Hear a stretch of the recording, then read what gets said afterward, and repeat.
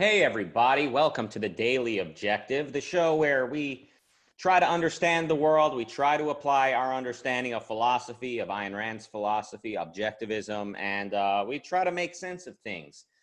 Sometimes we fall down the political rabbit hole. Sometimes it's in the realm of self-improvement. And today we're going to be talking about popular culture, specifically the landmark, probably record-breaking show, Friends. You already know. Now we just probably got copyright claimed for that, so looking forward to that. I want to ask the audience before we go any further, which character are you from Friends? Which one are you? Someone once tweeted out, we all think we're Chandler, but we're really Ross. Yo, we all think, oh, I'm so Chandler, I'm so neurotic, I know, I'm always nitpicking and this and that. No, you're actually just a nerd like Ross.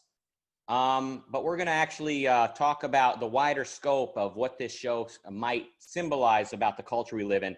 And just to let you know, I am currently in the most anti-armchair critic phase of my intellectual development. So anytime I see somebody talking about the culture and the mass psychologizing, I am ready to get out my stick and discipline them and tell them, slow down there, youngin. You haven't earned that. You haven't paid your dues because this is complicated. But listen, who am I to poison the well? Let's talk to a guy who, if the West is falling, this guy is the last hope, the last vestige of masculinity, straight out of Greece itself, the birthplace of Western civilization, the place where men rose up and fended off the Persians so that we can be here today talking about the show Friends. Nikos Sotirakopoulos.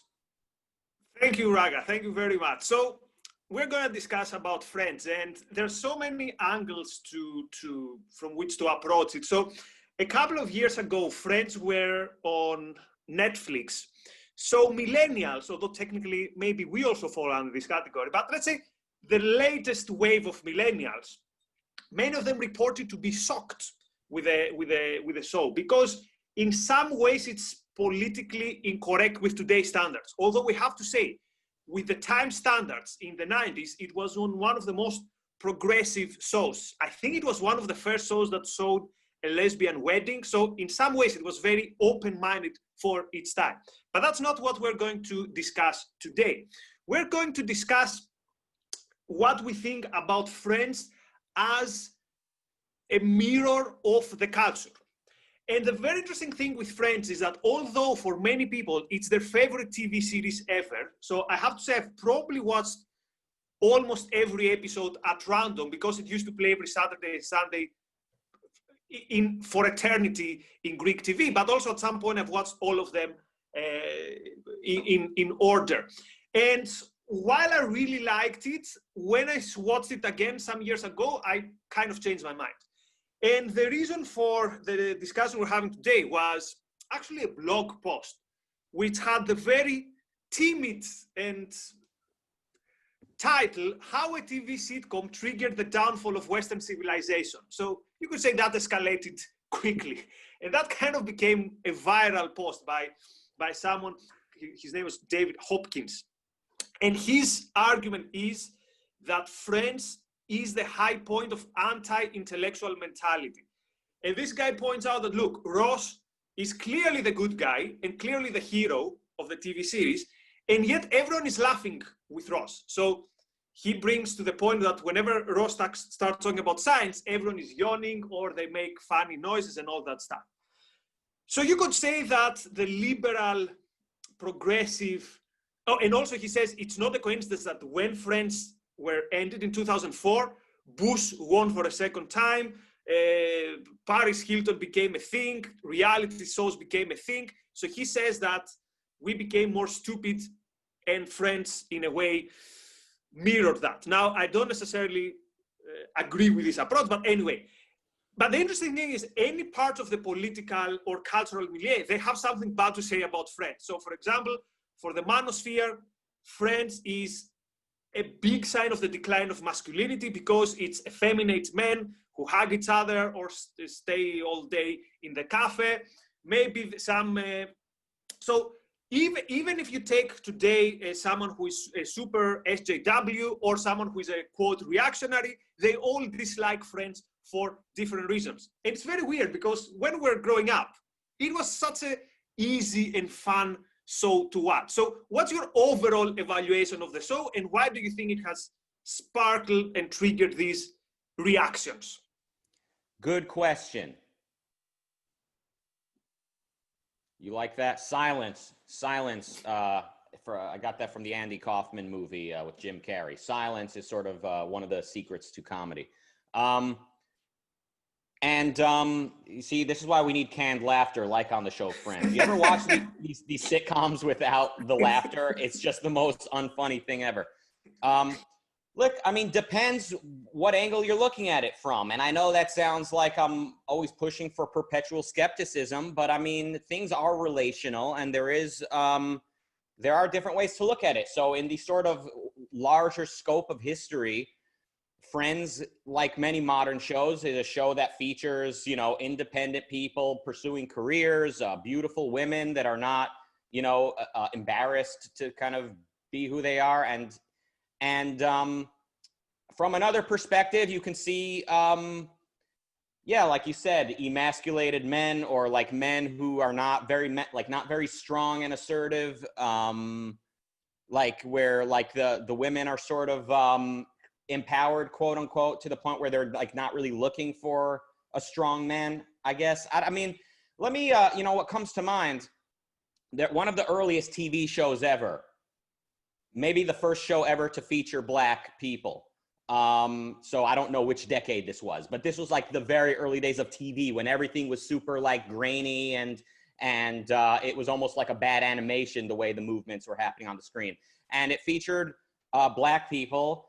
And some critic, and it was a sitcom. It was like a sitcom, right? It was basically like a stage play adapted to the screen. This was very early, groundbreaking stuff. And just, you know, putting Blacks on TV, if you imagine, you know, you still had, you know, slaves alive probably at this time. You had like Civil War survivors still walking around on the planet, I imagine, or, you know, still a few of them left. So history was moving along. You had Black people on TV. Some people criticized the show. They said this makes Black people look dumb. You know, these like goofy sort of cartoony characters getting into these predicaments.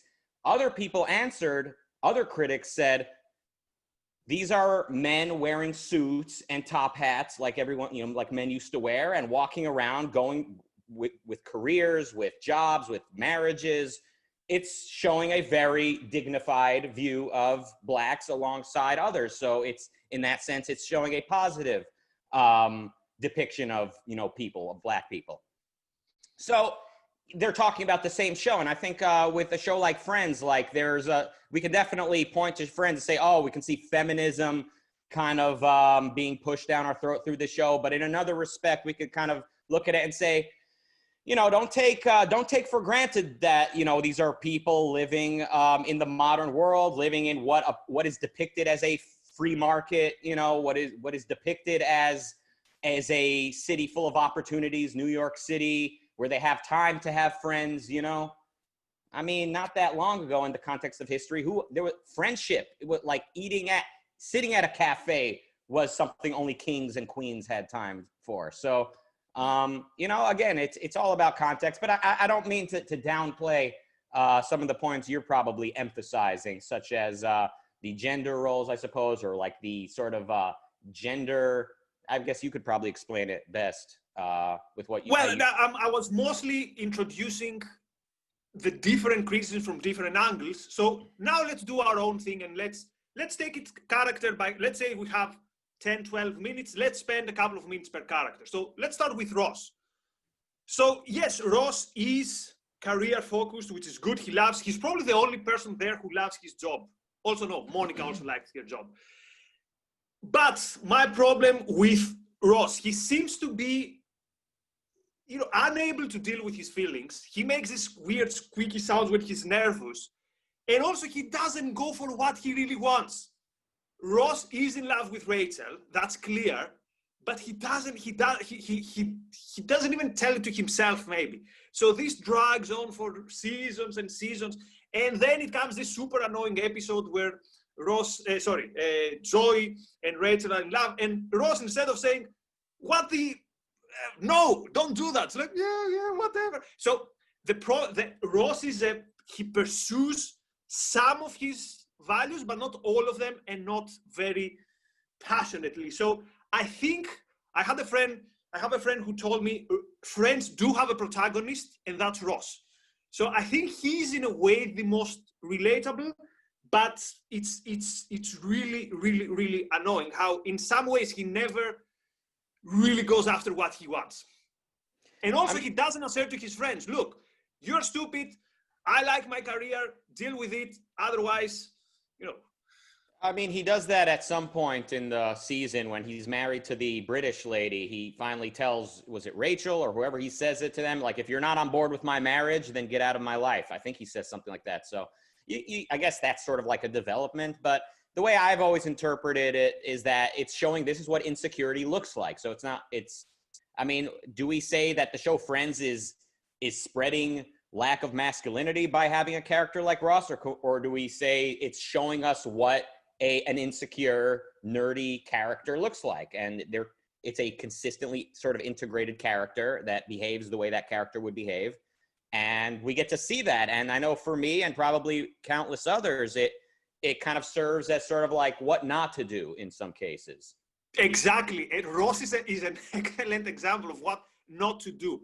So yeah, but he's not Keating in a way, because he's not second-hander, but also he's not Rourke, because he doesn't allow himself to go fully with and embed and materialize his values in his life.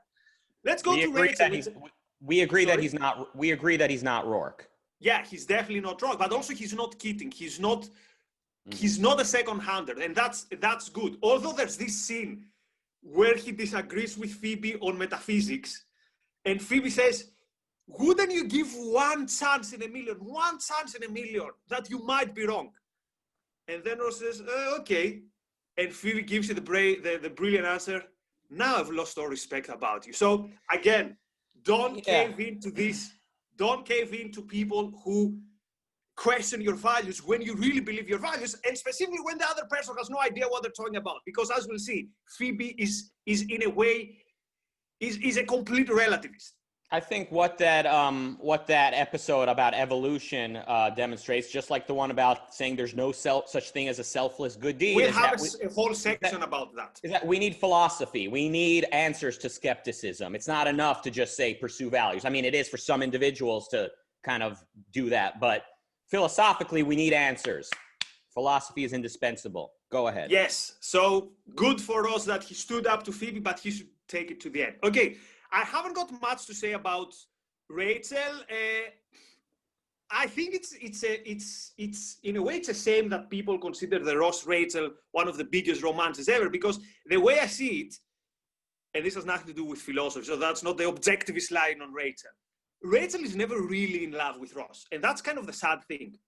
That at the end, in a way, she compromises. Okay, that guy loves me a lot, which is clearly the case, but she's not burning with desire for Ross. So there are some times throughout the series that we see her being passionate about her career, which is nice, pursuing her values. She has these empowering moments in season 1, but then again, I won't say she doesn't really go for who she values, because we don't get that she's someone who gives so much attention, let's say, to, it's not that she's really after someone and then she compromises with Ross, but I always thought that this is very one-sided, and I think they could probably both do better. But anyway, what's your take I mean, you manosphere, hot-headed Greek folks, all you understand is a woman that wants to be dominated. But I mean, there's someone who watches us for the first time. I was not gonna get that you're joking. I'm exaggerating slightly. No, I'm exaggerating a lot. I'm stereotyping and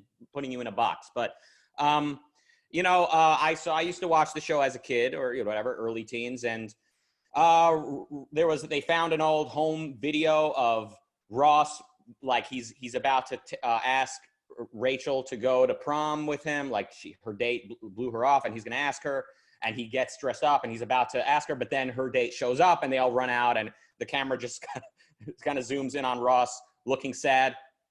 And then Rachel sees this and she walks over and starts kissing Ross. Now, Rachel is somebody who's very superficial in the beginning of the series. She's this spoiled rich girl who's used to having either her father or her fiance, somebody just throwing money at her, and she's used to being spoiled.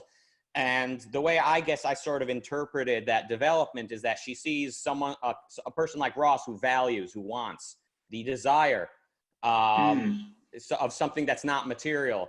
And so, maybe it's not the type of attraction where a woman, she just can't wait to go on this date and she's just madly in love. But I think we can say it maybe speaks to something deeper. So I thought I might push back a little bit on that. Yeah, so that scene for me is almost unwatchable. Wow. Actually the one where she sees that video and then she goes and kisses him, because it's one of the most anti-romantic scenes I've seen in my life. Wow. Anyway, you know what? I actually try to remember any good romantic scenes from Friends. For me, it's difficult. We'll get to the Chandler Monica thing, but maybe the romantic thing is that scene on the cafe when Ross visits him, because even metaphorically, he goes for his values. He finally goes for what he wants. So let's go then to Monica, and here I have more things to say, because no one can persuade me that Monica is more in love with Chandler than she is with Richard, the mature guy with the mustache. So Monica is a very interesting character because she knows what she wants.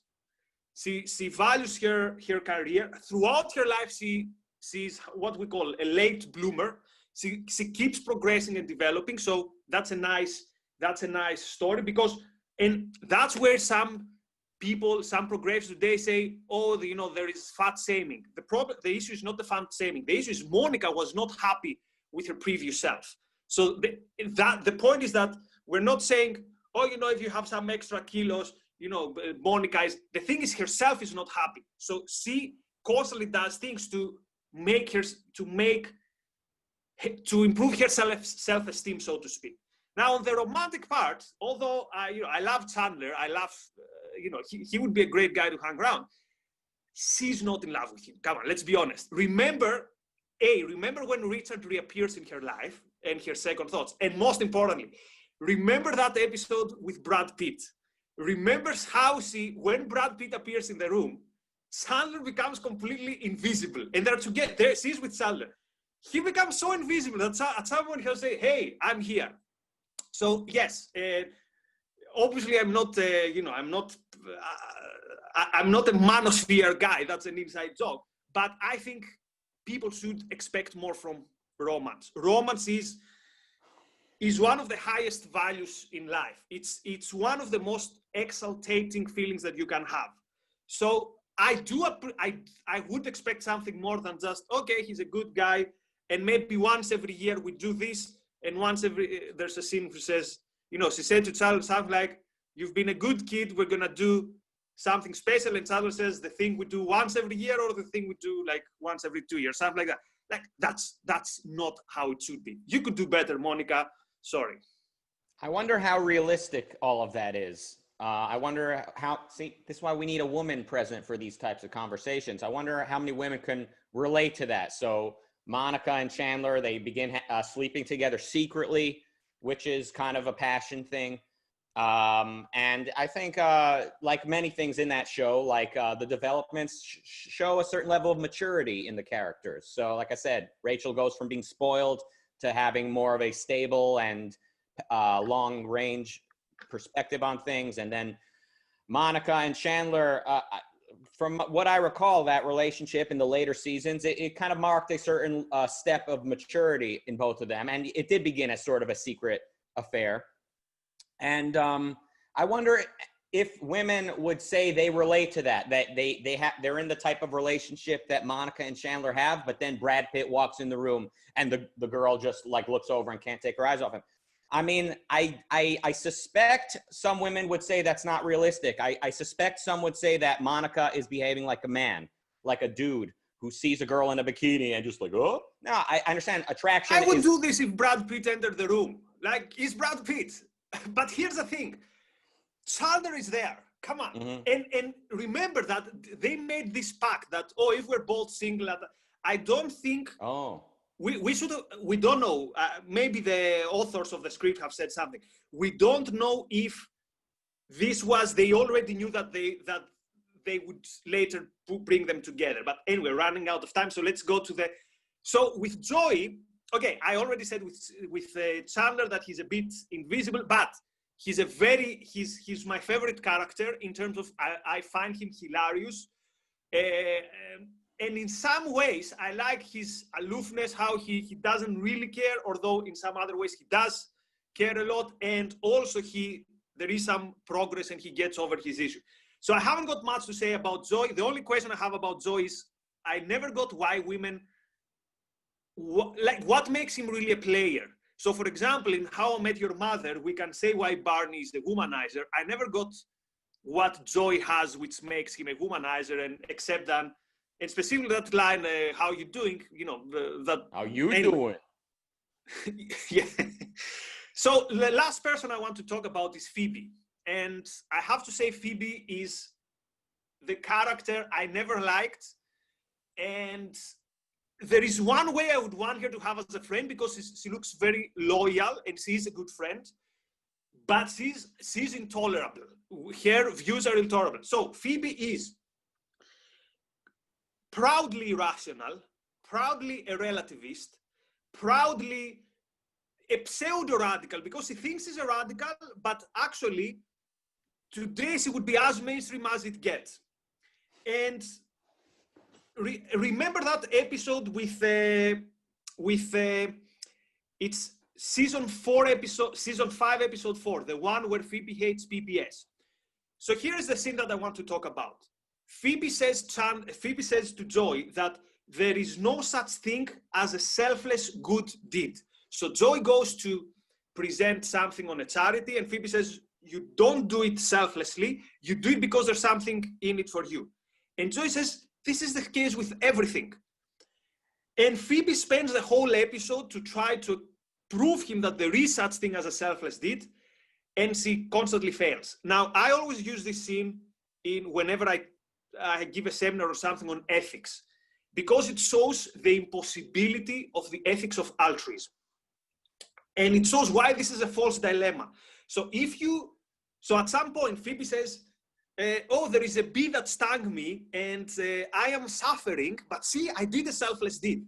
So if you go by the morality of Christianity, or what passes as the morality of the Christianity, because I'm not a scholar in that philosophy, that, you know, sacrifice is important. So she sacrificed herself.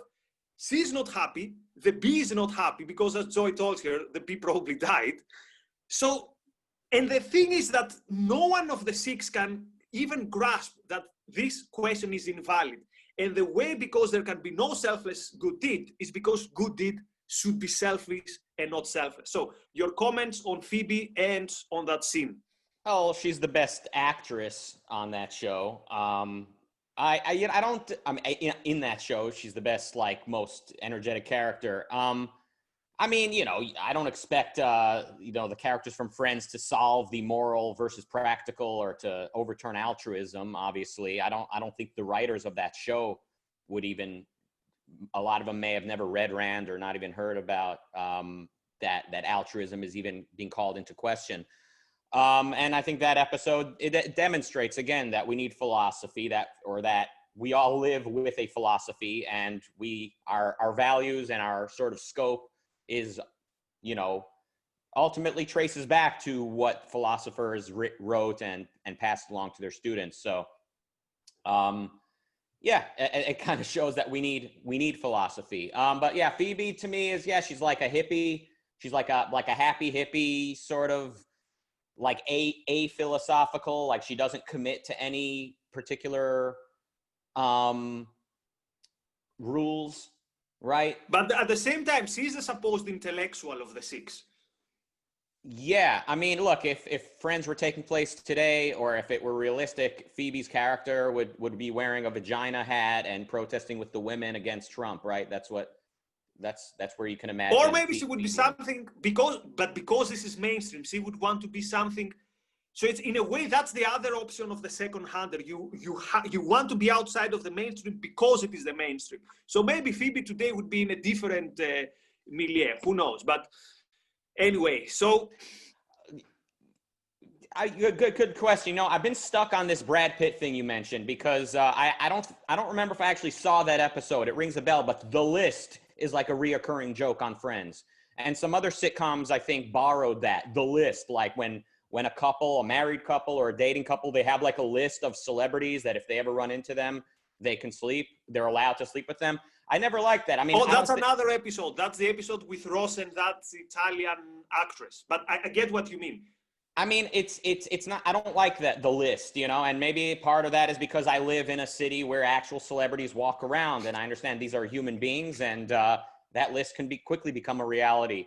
I mean, that's not how people should see each other. If they're in a relationship, if they're married, like they should see each other as they're each other's choice. I mean, that's something something very cynical, I think, that you kind of see in shows like Friends, where like just the ordinary folks are sort of like, they see celebrities as like gods. But there are no gods among men. And I don't think people should agree that they're allowed to be adulterous if the right, you know, TV star or movie star. And now one final point, clarification. So as Rucka said in the beginning, this is not us doing armchair criticism. It's fun to talk about. If I were out with Rucka having a beer, there's a very good chance friends would come about, would have the same discussion. So don't take this as, you know, this we're waving the finger and say, no, look, I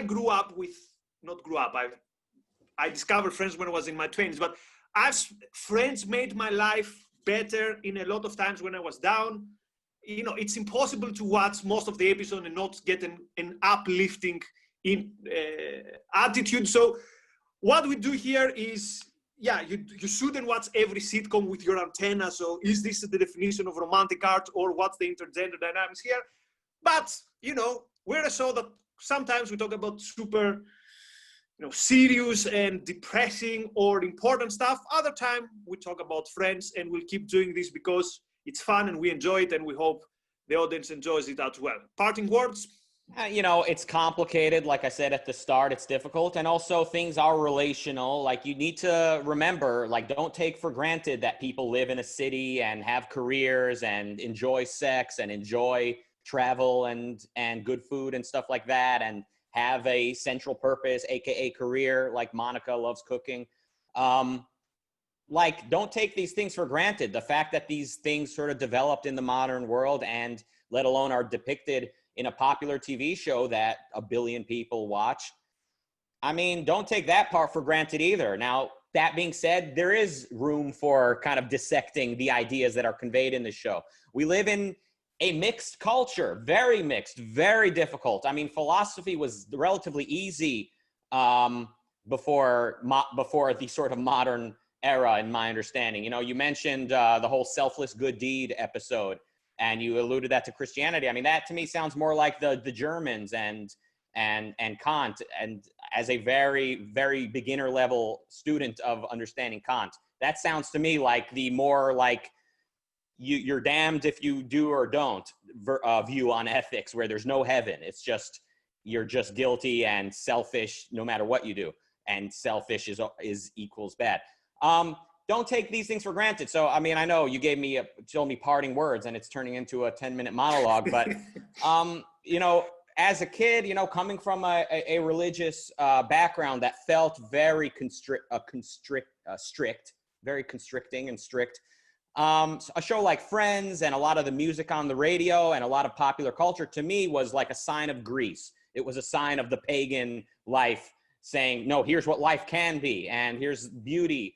And then later on, you know, with Ayn Rand's kind of guide to understanding culture, it's very easy to say, oh, this is nihilistic, this is skepticism, this is more nihilism, and this is, you know, it's all trash. It's easy to do that, but it kind of feels a little bit like throwing my own values under the bus to kind of look at it that way. It is important to kind of be prudent and to be fair and to remember we live in a very mixed culture. So justice is primarily about pointing out the good, not about condemning the evil. That's a very good point. So if our audience wants to put comments on Facebook or wherever they watch this, if there's any other TV series or maybe film that they'd want us to discuss because it has had some impact or because it's interesting. Okay, we've gone 30 minutes, so... I know, but I thought you were about to say if they want to leave comments, they should primarily leave us positive feedback, you know, as an act of justice. But sorry, I know. Let's finish this up. Otherwise, we're going to make weird sounds like Ross. Okay, no. Okay, thanks, everyone, and thanks, Rucka. We'll be back soon. Thanks. Bye-bye.